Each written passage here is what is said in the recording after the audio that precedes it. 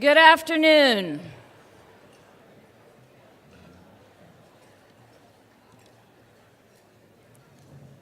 I hope you all are enjoying this very lovely lunch that I would like to point out is as local and as sustainable as our conference organizers could make it, given that it is January in Ohio. I will point out that the pies, which I hope all of you have had the chance to enjoy or are anticipating the enjoyment of, are all local from Ohio. So Ohio pies for all of us. Yeah. Woo. I'd like to welcome you again to the Ohio State Engagement Conference of 2019. My name is Elena Irwin. I'm an environmental economist in the College of Food, Agricultural, and Environmental Sciences. I'm also the faculty director for the newly established Sustainability Institute at Ohio State University that our president, President Drake, just announced this morning. Woohoo! Yeah. Check us out on online, our website, si.osu.edu, and we'll also have some other tidbits for you coming up here. So I am the moderator for this lunch panel, but before we launch into our lunch panel, I'd like to just share another few factoids with you and introduce a video that we have made to share with you as well called The Many Meanings of Sustainability. You know, sustainability is such a complex topic that involves so many different dimensions of the environment, of the economy, of social well-being. And so, you know, as we have wrestled with a question that people would naturally ask, well, what is sustainability? There are many different answers to that question. And I think one of the approaches that we came to is rather than try to give one overall definition, to let people themselves define sustainability in the way that is most meaningful to them. And so we want to share that intro video with you. Before we do, let me just mention another few things. I mentioned that the food is as local and as sustainable as we could make it. We are also walking the walk, talking the talk in terms of zero waste. And so this conference is really striving towards zero waste. That's why there are no printed programs. And we do have the cups for the coffee are compostable, as well as the lids, by the way. So both the cups and the lids are compostable, which is quite something. The other thing that is super cool is that your name tag, if you looked at it, kind of feels like it's a recycled paper. It actually has seeds embedded in that paper, and it can actually be planted. They are wildflower seeds, so that is super cool. If you did not yet get a holder for your name tags, those were not available at the first thing at the outset this morning. They are now available at registration, so you can go get that. And I think that was it in terms of announcements. So I am going to give it over to a much more entertaining source for you, which is the video on the many meanings of sustainability, and then we'll be back for our lunch panel. Thank you.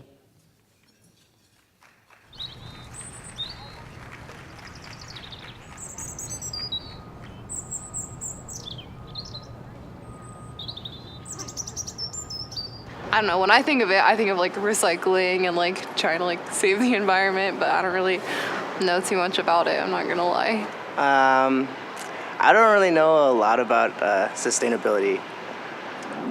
I don't want to seem like a bad person, but I don't know. I really don't do that much in accordance to sustainability. I know they said something about you should take like a less longer shower, but I'm not gonna lie, man. A warm shower, especially when it's cold like this in Ohio. So we live kind of close to a landfill, and then you drive by and it's like filling up, and you're kind of like, it's kind of concerning, but like, hopefully someone's figuring it out.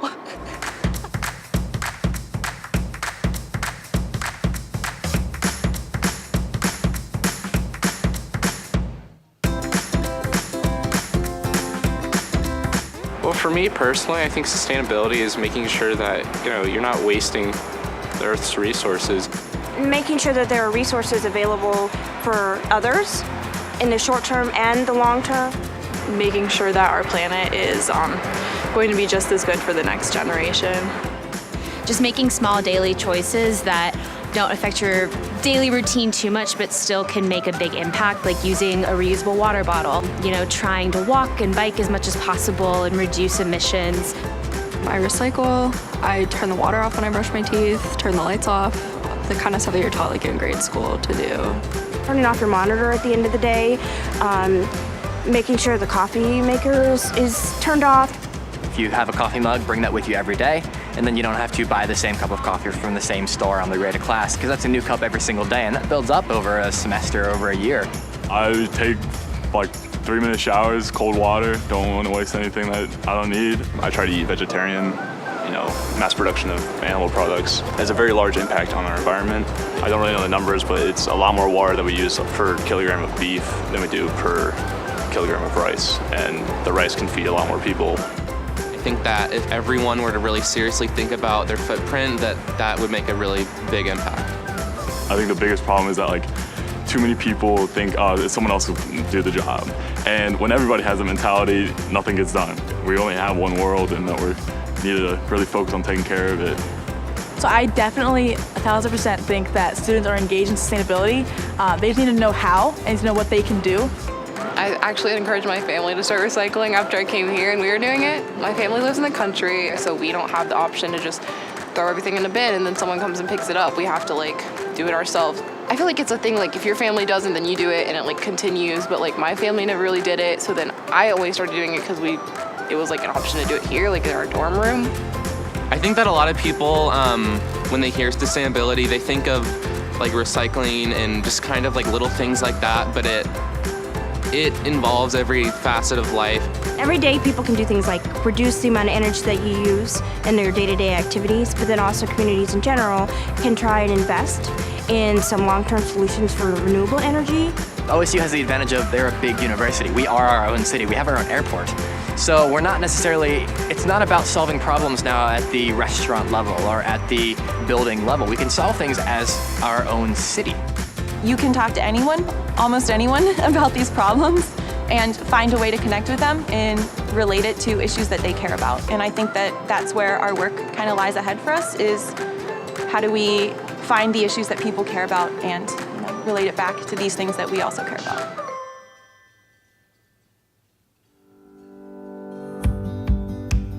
Sustainability is a challenge that requires the perspectives of multiple different disciplines, and I like that Ohio State kind of gathers up all of these experts who can look at a problem from different points of view.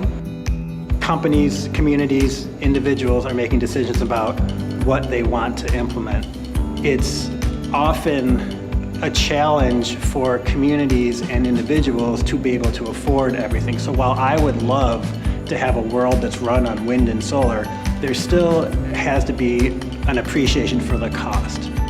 People are trying to make the best decisions for themselves and their families on a day-to-day basis. There can be financial barriers, there can be knowledge barriers. There's a whole wide variety of barriers that exist to people engaging in different sustainable behaviors. So I think, again, we really need to focus on understanding and addressing these barriers and how to work with people to advance these goals. Mobility is essential to human life. We can't have sustainability without sustainable mobility. I think it's one of the greatest challenges we're facing in sustainable development is how to reconfigure our transportation systems so that they're economically, environmentally, and socially sustainable. And one of the things we're trying to do now is to make streets more complete so that we can support an integrated multimodal transportation system rather than one that's just dominated by automobiles, which is the least sustainable form of transportation that exists. So what we need to do is we need to reallocate much of our shared mobility space away from automobiles and towards walking, biking, and public transit, and even new forms of mobility such as scooters. We have the technology, we even have the money. It's cheaper than building highways. The problem are the political barriers. Human behavior is hard to change, and human culture and mindsets are very hard to change. People are not entirely rational decision makers. We are often driven by invisible things like what we perceive social status is associated with different things. And we found that that is an important predictor in electric car adoption, for instance, over and above price.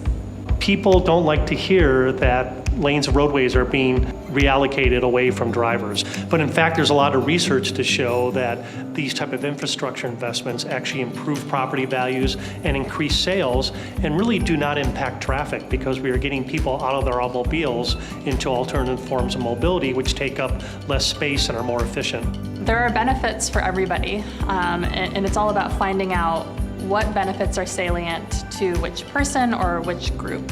People are enormously complex. The ways that we make decisions are enormously complex. And so it really takes a lot of research and understanding. I'm an optimist, so I would like to think that yes, we're moving in that direction. But I do think that the solution requires both a top-down policy-driven strategy as well as a bottom-up behavior change, social grassroots type strategy. And I think together we have the best chance of moving forward towards a more sustainable future.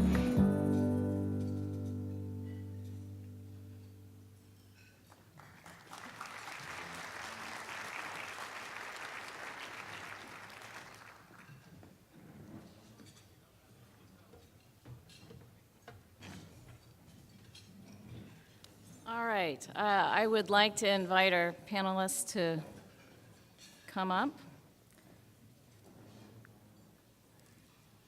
And while they do so, I am going to take just a few minutes to introduce the panel.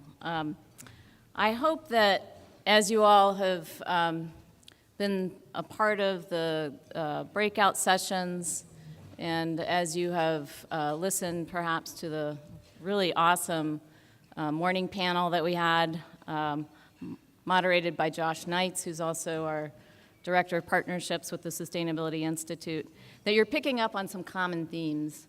And those themes are themes of collaboration, of connection, of engagement, and really of coming together and working together in partnership.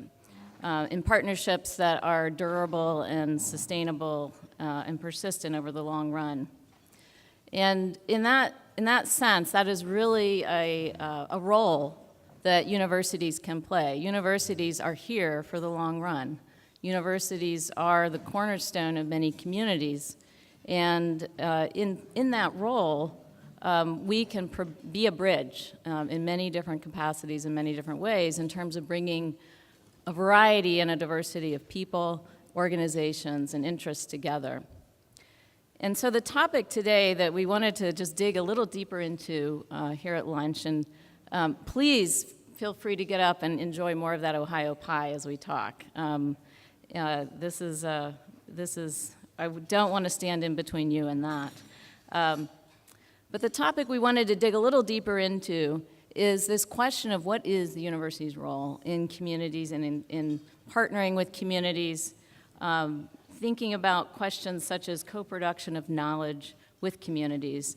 So it's not just the dissemination of the knowledge that gets magically produced in the silos of the university. What we're really talking about is how can we deeply engage with communities and be partners in producing and co-producing that knowledge, as well as disseminating it and applying it towards sustainability solutions. So that is the broad topic. We have a wonderful group of distinguished panelists who've been doing this kind of work for many years. And they're thinking about questions like, what is the role of the university? What is perhaps a unique role of the universities in this capacity? What are we doing right? What are our success stories and what can we celebrate? What's not working and what needs to change? What are some of the lessons learned along the way? And in all of this, I've asked them to be a bit of a provocateur and to provoke our thinking, to challenge us and open our minds to perhaps some new or different ideas and approaches. There will be times afterwards for some Q&A, and so please, as we're working and sharing some thoughts with you, we're very curious to know what your own thoughts and questions are. So at the end of our formal presentation, which each panelist is going to take about 10 minutes to share their thoughts, there are two mics, one here and one over there, and we would invite you to come pose questions and make this as interactive as possible. So having asked the question, what is it that universities are doing right? What are they doing perhaps where they could be more effective? It is certainly worth and important to acknowledge all the great work that has gone on and that is going on through much of which being showcased here today through OSU Extension. And I know many of us and you in the audience and us as well are connected to OSU Extension, and we have many Extension educators with us today.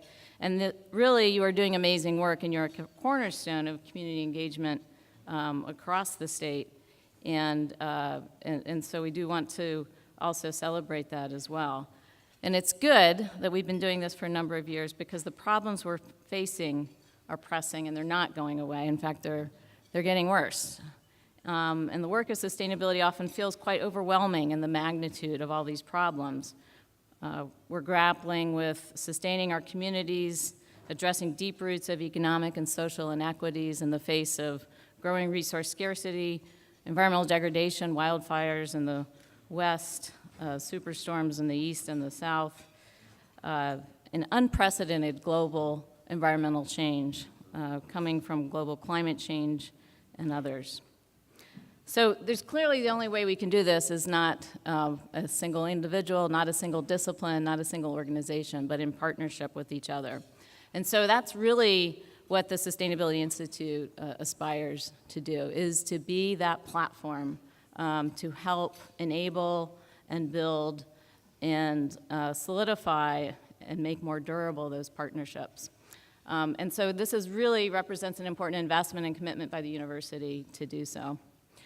Along with others at the university and in our communities, the Institute is really pursuing this model of working together in a way that relies on partnerships, trust, shared vision, and a word, my favorite word, convergence. This is really a convergence of ideas, people, disciplines, problems, missions, and goals. It's an approach that is deeply rooted in our partners, as I said, worldwide, but most importantly, here locally in our city, county, region, and state. And so thank you all for the good work that you're doing, that you'll continue to do, for being here today and being a part of this. I'd now like to go ahead and introduce our panelists. I'm going to introduce all three of them at once, and then we'll take turns with them coming up to the podium and sharing their thoughts with us. First, I'd like to introduce Jeffrey Dabelko, Professor and Associate Dean at the Voinovich School of Leadership and Public Affairs at Ohio University.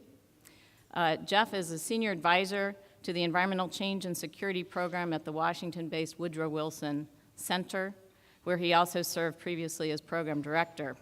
He also previously directed the Ohio University's Environmental Studies program. He has many distinguished accomplishments. I'll just name a few. He was the lead author of the Human Security Chapter in the Intergovernmental Panel on Climate Change Fifth Assessment, that is the IPCC Fifth Assessment Report, and has been PI for numerous grants. He's also a member of the United Nations Environmental Programme's Expert Advisory Group on Environment, Conflict, and Peace Building, and co-editor of Environmental Peacemaking and Green Planet Blues, Critical Perspectives on Global Environmental Politics. Next, we'll hear from Marianne Krasny, the director of the Civic Ecology Lab and professor in the Department of Natural Resources at Cornell University. She has a split extension and research appointment there. She has done phenomenal things in terms of building many different kinds of environmental education programs that are highly interactive with the community. For example, she has built something called the Garden Mosaics, a community gardening intergenerational STEM community action initiative. She has a recent book out called Civic Ecology, Adaptation and Transformation from the Ground Up. She's also written many other books, including Communicating Climate Change, a guide for educators, and also a book called Grassroots to Global, Broader Impacts of Civic Ecology. She served as a lead instructor for environmental education online courses and for international courses, and has a large MOOC that I'm sure she'll tell us about. She was also director of EE Capacity, EPA's National Environmental Education Training Program. Last and certainly not least, we will hear from our very own Shoshanah Inwood, who is an assistant professor here at The Ohio State University. She's a rural sociologist in the School of Environment and Natural Resources, and a faculty member of InFACT, which is the Initiative for Food and Agricultural Transformation. She also has a research and extension appointment. Her research and extension programs focus on the role of communities in food systems development and household-level processes that underlie the American food and agricultural system. She looks at a broad range of issues, including how childcare and healthcare affect farm and rural prosperity. She also leads a really cool-sounding project that is super important, and she's opening doors in Washington, funded by U.S. NIFA, the NFIA, called A Health Insurance, Rural Economic Development, and Agriculture. She's a strong believer that good research is created in partnership with stakeholders and that the outcome should benefit everyday people and our communities. So as I've said, I've asked each panelist to speak for about 10 minutes, and then we'll open it up for Q&A. Geoff?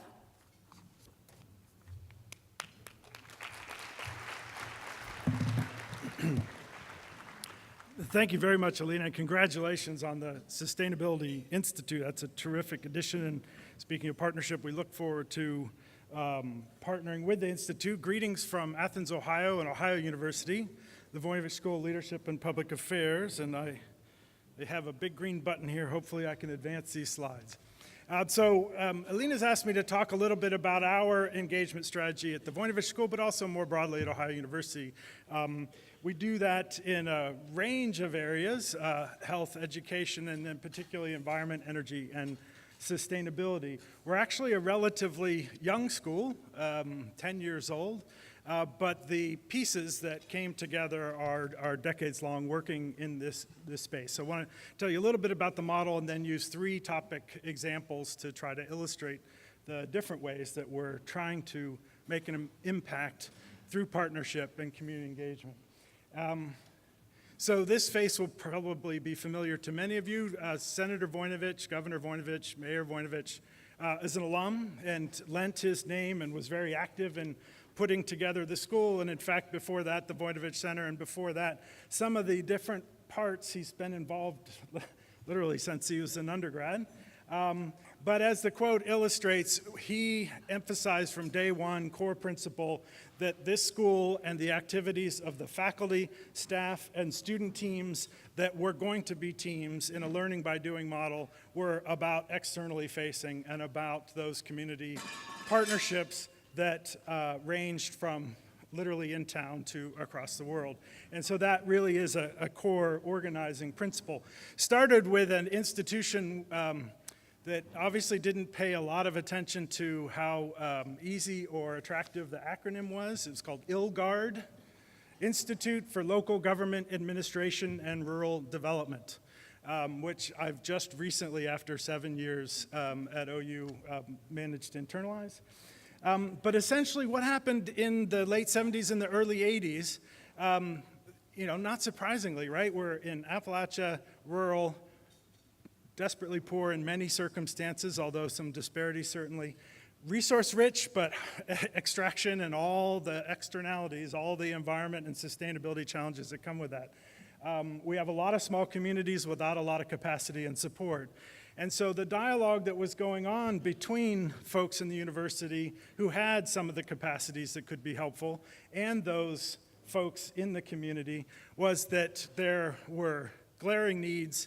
We had opportunities for this partnership, and so it very much has been an approach of partnerships to really have what we like to think of as a demand-driven agenda in that externally facing community engagement. I mean, we have, as faculty and as students and as professional staff, we had a lot of ideas about what should be going on and what those needs should be or how they're perceived. But this is an example of a very modest lunch. But it's called the Mayor's Partnership. For 22 years, the Voinovich School or its predecessors have coordinated, underwritten, facilitated essentially this outside organization of local mayors who come together once a month and have lunch. And they talk about what their needs are. And that's where we identify what those needs are, cross-learning among mayors take that back and come back and design fancy research endeavors and such. But it really is demand-driven, and we try to do that in a variety of ways. We do it with a lot of partners. This is one of those kind of, it's not meant to be actually discernible, but we have 150 externally funded grants and projects from public and private, national, international, state, and local foundation, a few for-profit, but mostly non-profit, obviously. And we see that as, as essential to survival. So we're not, for the most part, being funded by the university to do this work. We are, with partners, going to outside funding sources to get things done. And that, of course, as any of you who are responsible for raising salaries for the faculty and staff know, is stressful, but we have been successful over time, I think, because of the strength of the community engagement and the partnerships we're doing. So 3 cases, and I'll try to do these quickly. Not surprisingly, where we're located, we talked about resource extraction and the downsides of that, right? So acid mine drainage, literally we are today dealing with the legacies of coal mining from 100 years ago. And all it takes is water, oxygen, and exposure in those mines to give you acid mine drainage. So we got a lot of creeks that are orange. And you can find the state government documents that essentially a couple decades ago just wrote this off, said it was beyond redress. But in fact, the map on the right are completed sites where there's been a variety of remediation. Our model to working with these communities, working often with state money, is not just to study and go see what the pH level is, but to do the assessment, do those longitudinal studies, but also get the resources, do the remediation, study what those impacts are, and we can, I won't have the right, but we're in the tens of miles of bringing it up to biological standards and over 100 stream miles up to chemical standards, in part because of a learning by doing model of students, faculty, and staff. And I should say, we invert that relationship, that typical relationship. We're probably 3/4 professional staff, 1/4 faculty. And so we have capacity to be out in the streams and not always in the classroom, as faculty often have to do. Part of the way that this effort has been successful, in some ways like the Mayor's Partnership, Raccoon Creek Watershed is one of the watersheds down there. I know lots of folks in Ohio State made big impacts in Muskingum, and so this is probably a familiar territory for some in the room. But the community organization, the kind of bottom-up effort to address these issues, that watershed coordinator for Raccoon Creek sits within the school. The board of this local NGO meets in the school. People on the school serve on that board. And so that kind of community to university starts to fade in terms of what those divisions are, because they are one and the same. It's where we're living there, we're part of it, and it's something that the school helps and supports. Doesn't run, notably. They don't report to the dean. They don't draw the budget from the university, but is a big part of what's made it successful. In part because we were getting, say, ODNR resources to do some of this work, and we were gathering lots of data. It turned out that was frustrating to get those into some of the state databases. They said, can you create a more easier interface, in part for the state to use, which we've done, which is great, kind of standard. But we've also tried to do it in multiple ways so that the data in there can serve for the peer review research.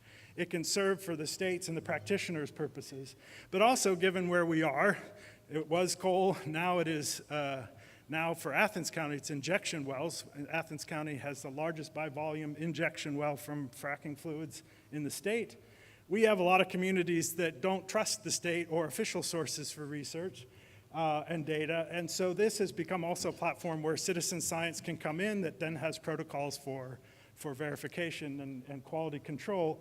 But some of those really local communities are being trained by our folks as to how to collect that data, how to contribute that data, how to pull down that data and use it in ways that are kind of that true community engagement partnership. Second topic, and we heard about in Elena's introduction, zero waste, and that's a priority certainly on a lot of campuses. I'm pleased that our sustainability director, Elaine Getz, is here and been a real leader on this. I want to highlight, maybe it's different, I don't know, you tell me, but I find it interesting. One of our long-term funders of a partnership, community university partnership, Sugarbush Foundation, they said, for starters, we're going to give you 10 years of funding up front, which is not always the case, as we know. But in order to get this money, it has to be a joint proposal from the community organization, in this case Rural Action, and the university together. It cannot be even side by side. It's an integrated proposal, otherwise we won't fund it. And so they've set up a structure for this and many other kind of sustainable food systems, zero waste, renewable energy proposals that they're supporting, a model that does then lead to a joint Appalachian Ohio Zero Waste Initiative and work that, as you would imagine, is making a difference on campus, but also really making a difference in the community. Now, part of what Elena urged us to do was to talk about lessons learned and where we need to go. I think definitely we're capturing some of the synergies, but also there's been a strategy in some ways of divide and conquer, and so the community organization is most active and in the lead in the community and the campus on the campus. Not surprising in some ways, but clearly there are ways to go. Part of what I find really interesting about what this and others support in this space has facilitated has been really trying to find ways for folks working in this space to be sustainable economically as well as ecologically. And so partnering with Reuse Industry is one of a number of different organizations tackling these issues, but doing it in a way that helps them by working on a social return on investment methodology. So how can they go and engage folks, not just on the financial bottom line, but on the additional benefits that can be accrued by deferring, keeping things out of the landfill, and generating income where breaking even is doing great, but we want it to be sustainable economically as well as environmentally. Final example, we're a little different, I think. Again, I'd love to hear about others doing this too, but as a school of public affairs that has a public administration program and an environmental studies program, we also have something called Tech Growth, which is a public-private partnership that bottom line is we need to create jobs through creating technology-focused companies. So just straight economics, no sustainable up front, even in parentheses necessarily. Yet their profile of what is, I think at least now, a $40 million investment fund, their profile, nearly 50% of the companies that they are supporting are in green energy or sustainable food systems. And so part of the work that we have to do is, now that we've recognized for them just on the bottom line consideration, economic bottom line consideration, there are real opportunities at scale with a lot of zeros for doing that in a counter-narrative location of Appalachian, southeastern Ohio, where we have a really dynamic green energy ecosystem with a couple companies, Global Cooling and Sterling Ultracold, that have kind of disruptive industry technologies that are about primarily energy efficiency. And so that's an opportunity for us that very much is an engagement from the school and the community. So I'll conclude there. Didn't have a chance to tell you about other efforts in other parts of the United States or overseas. We're doing that as well, but it's a great privilege to be able to share this model with you all today. Excellent. Thank you.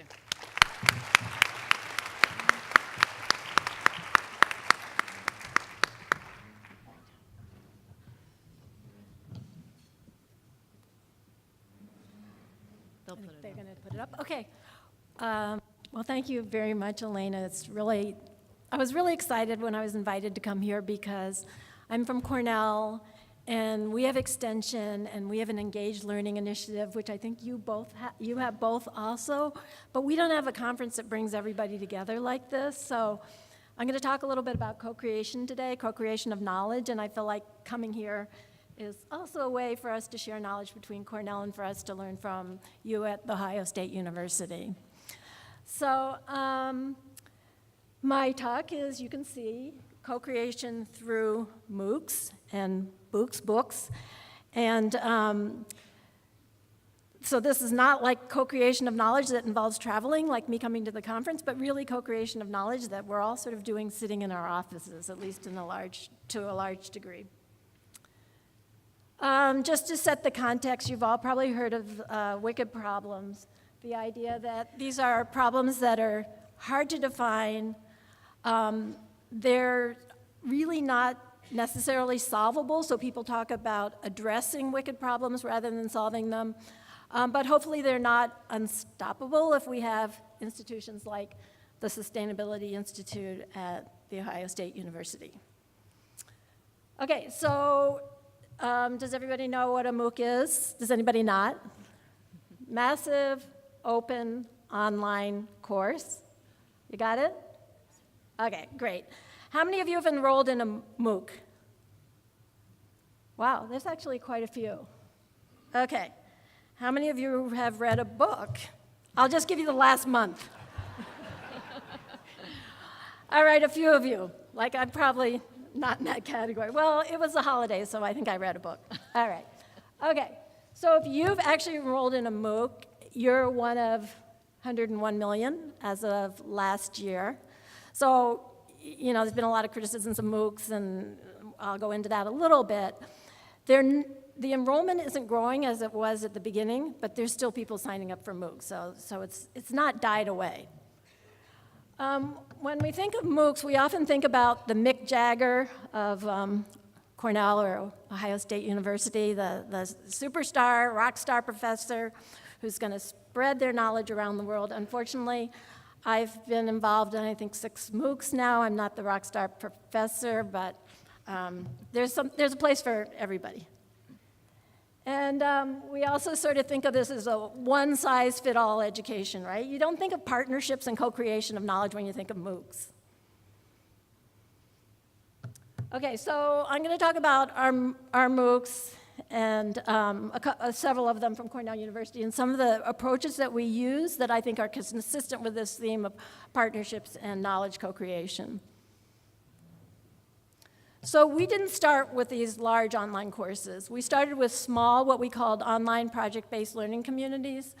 And I think the first one we did was done by, at the time, my PhD student, Alex Kudryevstev, who's here today. I don't know if you are where you are, but if you want to sign up, oh, he's in the back, because if you are interested in the work we're doing afterwards, you could talk to Alex also. And this particular online learning community, they worked together, I think, for several months. There was about 30 people or so. And then Alex had them all write little chapters for a book on urban environmental education, which was the focus of this online learning community. So after sort of communicating, sharing practices, then they all wrote chapters mostly about their practices, although there were a few academics that wrote sort of more broader pieces. And then Alex published it online as an ebook, and it's available. You can search it on our website. Okay, then I was really fortunate because I was able to get funding from Cornell to do a real MOOC on the Harvard MIT edX platform.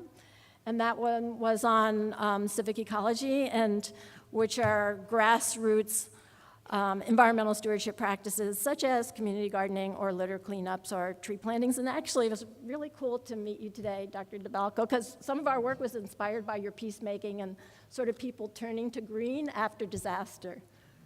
So we can talk about that later, maybe.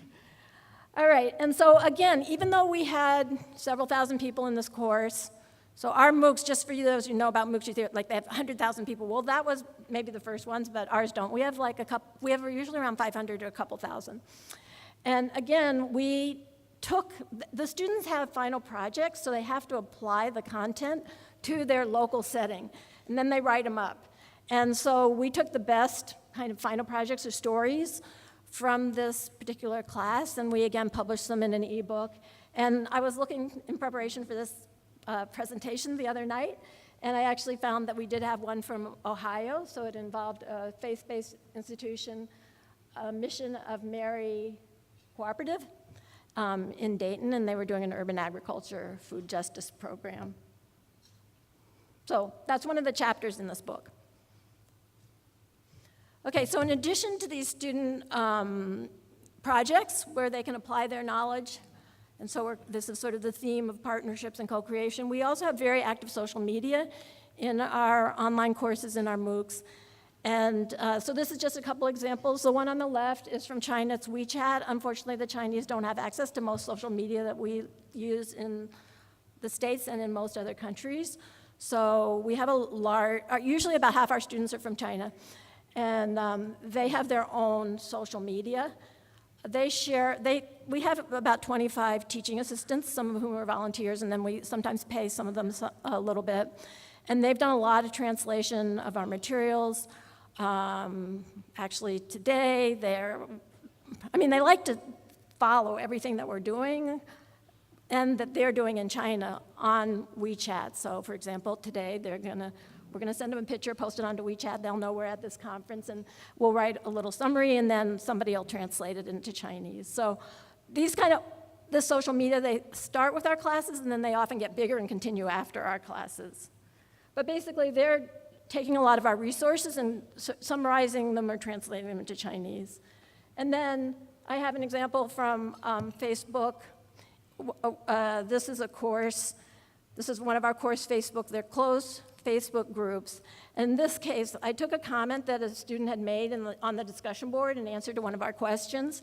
The student was from Kenya, and then, I can't remember exactly what it was, but it was about partnerships between conservation organizations and schools to promote environmental education. So, and then I just posted the question, what does everybody else have to say about this? And you can see I got 16 responses, which is actually good for our Facebook groups to generate that much discussion. Depending on the question, we'll generate different amounts of comments. And so, this is sort of a sharing of different practices from different countries, basically. Okay, we also have local groups. So this is what they call hybrid learning. So people are all enrolled in this big course, but they often usually voluntarily, although our TAs lead some and we have some other arrangements, but they'll form a local group where they meet usually weekly to discuss the course content. They might do other things like, we had a group from Beijing go and do a bird banding project, but they kind of got together through our course. And so that's another way to kind of make the content more relevant and help people that maybe don't have so much access to the kinds of resources we do, sort of to translate the materials and help them to apply it to their own situation. So this is a community group in the Anacostia neighborhood of Washington, D.C. And then again, I talked about the ebooks, but with one of our, a couple years ago, one of the MOOCs that we offered, I worked with, I think it's 10 community leaders from different countries. You can see, I don't know if you can read it, but there's Uruguay, Togo, Hong Kong, and a bunch of other community leaders up there. And essentially what this paper is, it is in a refereed journal article, is their case studies of each of their practices relevant to the course. And then I provided kind of a conceptual framework around that. So, and our students that lead these community groups, I think they really appreciate the recognition of being recognized by us and being published and getting their practices out there into the world. All right, so I just wanted to do a short thing on books. I love doing this books and MOOCs because, why is the pronunciation totally different? 2 minutes, okay. But anyway, so the reason I'm bringing this up is because this is another example of co-creation of knowledge. So in this case, we took practitioners and academics, we paired them. We actually had an in-person conference. And then they wrote a chapter where the practitioner would write about their practice and the academic would provide a conceptual theoretical lens for the practice. So that's what each chapter is about. And here we have a chapter, The Bitter and the Sweet of Nature, Weaving a Tapestry of Migration Stories by Veronica Kyle, who works with Faith and Place, a faith-based institution in Chicago. And then the academic is Laurel Kearns. She's from Drew University, and she's a scholar of religious studies. And then this is my last slide. So what I wanted to say is that we're trying a new experiment. It's starting next month. And this is an online fellowship program. And what we're going to do is we are recruiting 20 fellows. We want them from all different countries. We have applicants already, over 400 from 70 countries, so we're going to be able to find 20 that are really interesting people. And the whole idea is that they will choose a climate solution. They'll use the drawdown resources. If you haven't seen it, you can go to drawdown.org, but they have 100 climate solutions, and they've ranked them in terms of efficacy in drawing down greenhouse gases. And so we talk about an individual and what can an individual do. What our experiment is in this fellowship is that we're asking everybody to take an action, but also to try and invite their social network or maybe their office, their faith-based institution, to take that action with them. So essentially they're engaging a group. They're multiplying their individual action. So you can and we're going to have them design their treatment. So if they chose, for example, plant-based diet as a great way to reduce greenhouse gases, they might design, say, some kind of competition on Facebook where everybody would post pictures of the particular meals that they ate that week and see if they can maybe go for a week or whatever with meat-free and dairy-free. Okay, so oops, I did have one more slide, but the idea is that the knowledge creation through these online learning occurs through content, the networking, I talked about social media, and students applying the content to their local context. And that is the last slide. Thank you. Thank you.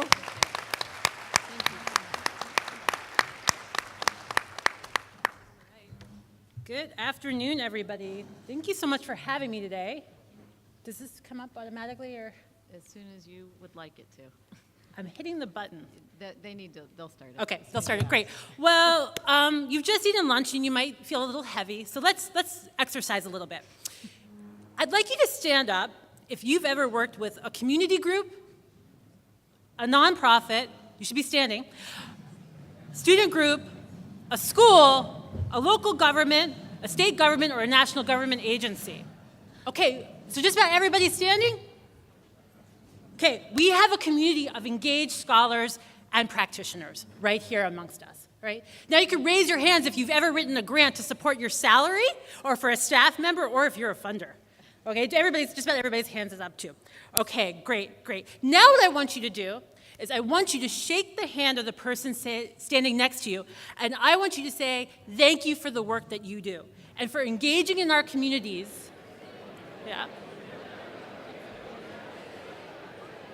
And thank you for coming to this conference to gather new ideas and connections that can improve our communities throughout Ohio. Okay, and now you can sit. Okay? Okay. Well done, too. Okay, great, thanks. Okay. So what I think we just saw, right, is that everybody in this room, okay, has worked with stakeholders in some capacity, right? And I bet if we went around the room, we would find out that there's different types and groups of stakeholders that each one of us has worked with. And we've probably worked with multiple types at the same time. And I think it's just really important for us to reflect on a moment that each different group of stakeholders is going to take with it a different form of engagement. There's a different process. There's different tools that we're going to be able to use with this group. Some of those tools and processes are really straightforward. Some are really convoluted, and some are very contentious. And this is really the challenging work that we do, right? Because we operate in the gray. We don't operate in the black and white. That's really what community engagement is about. And today I want to talk a little bit about two of the stakeholder groups that I work with, focusing in on government, both state and federal, and also the students that I work with in the university. So as you've been enjoying this delicious lunch from Ohio farmers, some of you may not realize that we actually have a shrinking and aging farm population.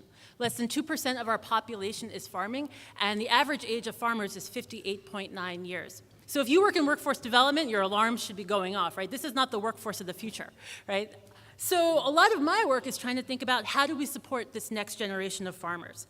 And how do we identify strategies that can really contribute to a vibrant, prosperous, rural, and farm economy?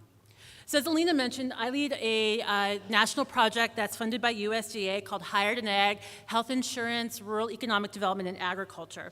It's a group of 8 institutions that's both a research and extension project, and our goal is really to understand how health insurance affects both economic development and the quality of life for our nation's farmers and ranchers. And I have to tell you, this is not a topic that a lot of food and ag folks talk about, right? The reason to look at this issue didn't come from some big landmark report. It actually came and started through very quiet conversations that I had with farmers on the side at conferences, riding around with them in pickup trucks, doing interviews on topics completely unrelated to health and health insurance. And it also came from that subtle body language that you pick up on, that you realize something's wrong that we're not talking about, right? And when you're engaging in research like that, there's a lot of pressure to figure out, how do I get the results of this out? This is a real issue that's really impacting members of our community. And I have to tell you, I've never done research like this. There have been farmers that are crying on the phone or in person thanking us for doing this research, saying nobody ever talks to us about this. Everybody wants to talk about access to land, capital, credit, skills, super important, super important. But at the end of the day, no matter what you grow or how you grow it, everybody has a family, and everybody loves that family and wants them to be healthy. And so this touches a wide range of individuals. So how are we going to get this information out? How are we going to get our findings out? Who needs to know? Well, of course, the first thing we do is put up a website. How many of you have a website? No. Right? How many of you get a little frustrated when you're looking for information and you call somebody and they say, just go to our website, right? So I think this is a really big issue because we spend a lot of time thinking about what is the role of our website, right? Who's going to update it? How often is it going to be updated? We know, especially with health insurance policy, it's rapid fire changes that are happening at the national and state level that we were not anticipating, right? We could not keep up with that. That was not our role. Right? And I think it's really important for us to remember that a website in and of itself is not engagement, but it's a tool we can use for engagement. So let me also ask you another question. How many of you would like to read my 13-page brilliant paper on human capital, health insurance, and the future of agriculture? Yes, yeah, a couple grad students, right? Or would you like to read a one-page research brief and watch a 7-minute video? Which one? Video? Video, totally the video, all right? So what we had to do was think about, this is the reality, right? How do we work within these constraints? So all of our research, we've tried to come out, in addition to all the scholarly publications, with one-page research briefs. What are policymakers going to read? And then also to try to communicate the results, I hired a professional storyteller, videographer, worked with him to write a script, became a producer, right? And also, right, really invested in spending time hiring animators to how do we present this information. And this has become a really important tool, not only to explain this very complicated topic, but it's also being used by farm families to start hard conversations within the family. It's something that they can view in their own homes. So the other piece I wanted to talk about was this piece about us being engaged scholars that Elena mentioned, that we really also have the opportunity and the responsibility to convene and facilitate diverse groups. So in our Hired in Ag project, one of the things we found is that the health world and the ag world are very siloed from each other. And we've been hosting forums around the country to bring together diverse sets of groups to actually talk about this issue and be in the same room. We've done 3 so far. The one in Ohio is coming this spring, just you wait. And what we do is we use the power of the university to be a convener, right? We have an established research base. And we purposely invite people from across health, agriculture, government, nonprofit, and we even get those farm groups that can't stand each other into the same room, right?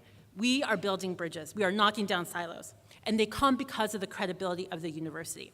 And then once they're there, we use case studies and strategic doing exercises to enable participants to go through the process of self-discovery and allow them to identify problems and solutions. And I'd like you just to take a moment to look at these photos and see after 6 hours of talking about health insurance, people are smiling, right? Yeah.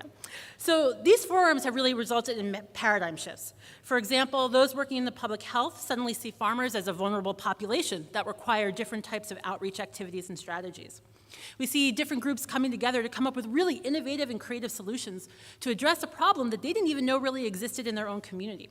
And we're planting seeds and purposefully allowing others to take ownership, thereby increasing the sustainability of these initiatives. And our role as engaged scholars is also to help shape the conversation.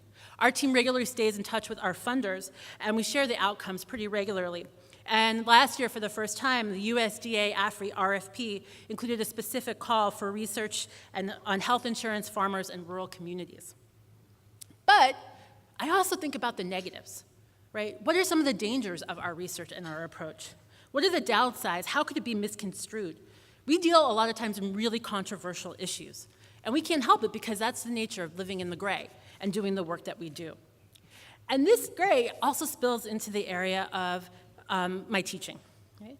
So education is a key component of the land-grant mission. And we have to ask ourselves, how are students engaging in the real world, in that messy world, right? And how is community engagement a part of their education? I was a service learning faculty fellow when I was at the University of Vermont, and I've integrated service learning into classes ranging from 175 undergraduates to 20 graduate students. And service learning is really this approach to integrating both research, theory, and practice. And we have to think about how are we scaffolding our students through service learning from exposure to really deep integration. And what's really interesting is we also have to think about, and service learning is a really important way for us to think about it, and it's a way for us to think about how are we changing the narrative around the way we interact with our communities. A lot of you are probably familiar with these ideas of leadership and team building, right? But then there's also another approach in community development that we call radical community engagement. And how do we do that? The APLU states that public universities are firmly committed to ensuring their students are exposed to an array of ideas and opinions, those with which they agree, and importantly, those that challenge their perspectives and worldview. And service learning is a really great vehicle to do those things when we get out in the world.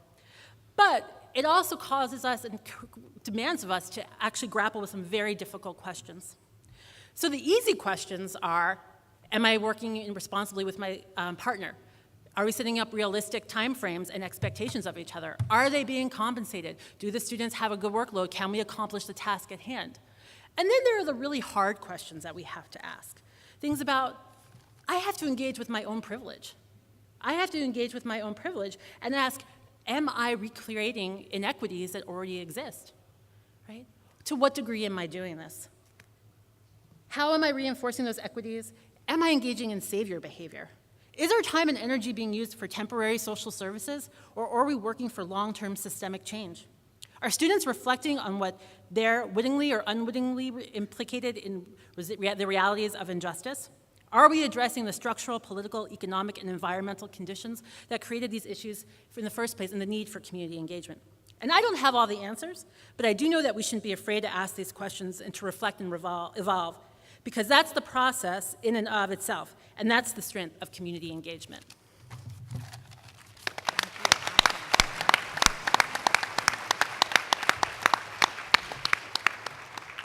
Wow, all right. A lot to digest along with those Ohio pies.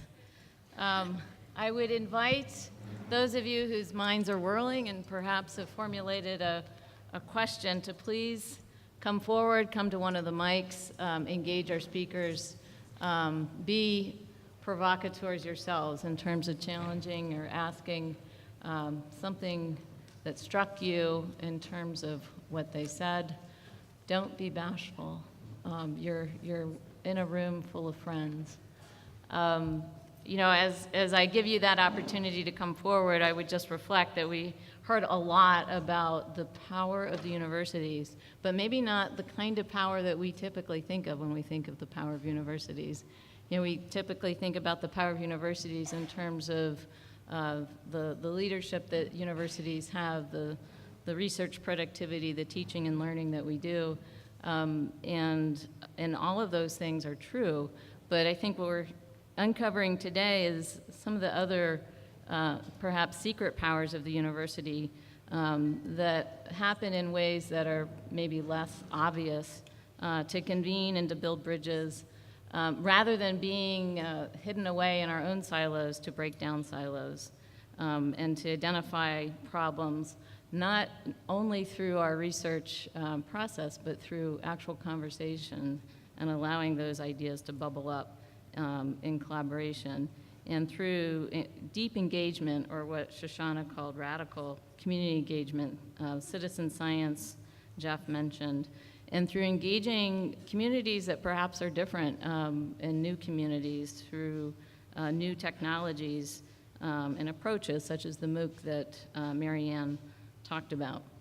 So I'm still giving you an opportunity to come forward and not seeing that anyone is coming forward. And so I will invite our panelists to respond to something they heard one of the other panelists say with your own observation, reaction, agreement, or disagreement. Geoff?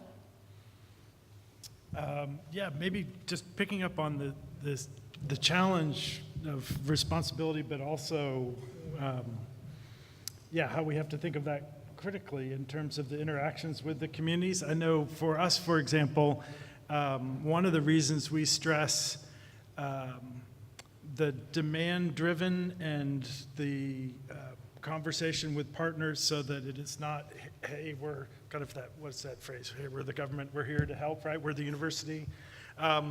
Because, avoiding the challenges of we don't want the external partner to dictate our research agenda, but at the same time, we have challenges, for example, if we are just thinking about what this engagement means for our students, and so we're excited about a learning by doing model or a service learning model, at the same time, at least in our context, where there are relatively few small NGOs, often with heavy volunteer or limited staff, a big part of their question is, so when are you going to start paying us for teaching your students with these internships? It's great that you're giving us all this labor, but particularly when it's kind of load them up on the bus, go out and paint the proverbial wall, so to speak, right? Engage in a particular project. Totally overwhelmed, huge costs for them. Maybe they know how and have the capacity to put that labor to work and all that enthusiasm, and from the student's perspective, can be really inspiring experiences.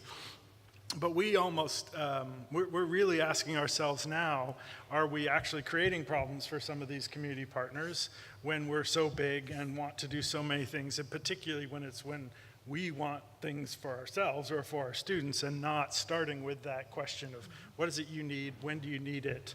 It's certainly going to be sustained rather than just first week of orientation to get them to see outside of Court Street in Athens, Ohio, right? One of the things I was really struck by, Marianne, is how I never thought about the power of MOOCs. So you've given me a whole new perspective on MOOCs, I have to say. And I'm really intrigued of how you're using these community stories also to really empower students, because also this idea that where we are, we have this ability to say what's a good idea and what's not. And just by elevating some of these very basic acts and by students that may not otherwise even be realizing they're community members. And I'm wondering if you could maybe even just talk a little bit about what you've seen as if this is a transformative process for people. So is this is kind of contributing your own story to this wider pool of knowledge? So, MOOCs, first place, just to lay it on the line, like they usually have less than 5% completion rate. We have about 25%, partly because ours are smaller than those big ones, and I think partly because, as I mentioned, we have TAs and we have community. We have a lot of support for our students, and we have a lot of the social. But when they do their projects at the end, so your question is sort of how does this impact? So I guess what I'm saying is we are now doing a big survey of MOOCs, and we had a list of about 6,000 students that had taken our MOOCs over the past couple of years, and around 600, so we got about a 10% response rate to the survey. So the point is, if you're going to sort of look at analytics, probably the results aren't going to be that great. Like, did you, on the Likert scale, they're somewhere in the middle, or maybe at 3.5 in terms of how this might have impacted them positively. But you get all this anecdotal stories, like I'm talking about, of students that, they form their WhatsApp group in Nigeria, and they get really active, and they come back to the next course, and you kind of feel like you're getting to know them. And so I could tell lots and lots of stories like that, or we could collect them.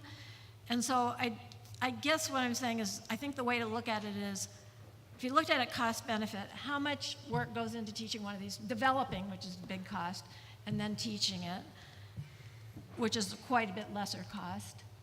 And then, is it worth it if I can't say, like out of 6,000 students, which ones it was transformative for, but I can say it's like been transformative for some of them, and then they've we have other things we're co-authoring with them, and they come back, and somebody just this week said, can you go back to this lecture, this unit I took in a course 2 years ago, can you send me the materials? Because, so we do a lot of service like that, and we build these relationships. So does that answer your question?